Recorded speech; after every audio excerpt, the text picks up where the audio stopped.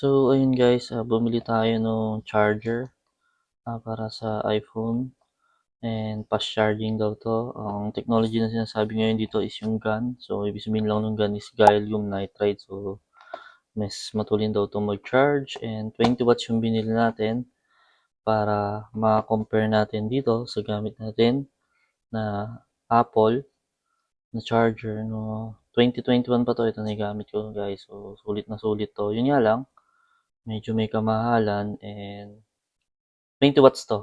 And susubukan natin ngayon kung kaya ba niyang tapatan yung ang Apple na ito.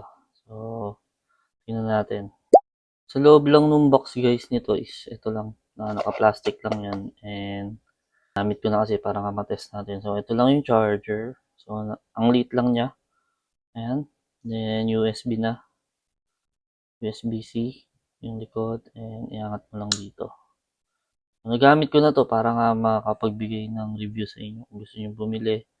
And para sa akin, goods na goods kasi kaya niyang tapatan yung charger natin na existing. For comparison lang guys, ito yung size niya. So, ito yung charger natin na 20 watts ng Apple and ito lang siya. Ang liit niya. So, compact na compact. And nung ginagamit ko siya, hindi siya umiinit guys. Unang gamit ko kanina, ito rin yung ano ko na review sa inyo.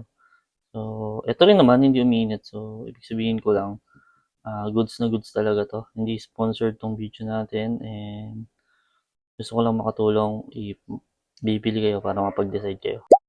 So ayun guys, kanina tinesting natin to o i-video tayo dyan. 20% yung cellphone natin, then charge natin ng alas 8, then binalikan natin ng 8:30 p.m.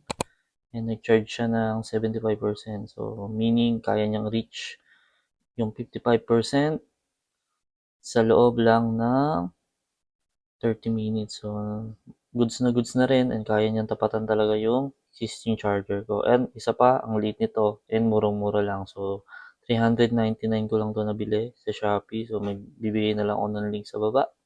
And if ever, gagawa pa tayo ng maraming video na to maliban sa mga sapatos, mga tech review, and mga toys.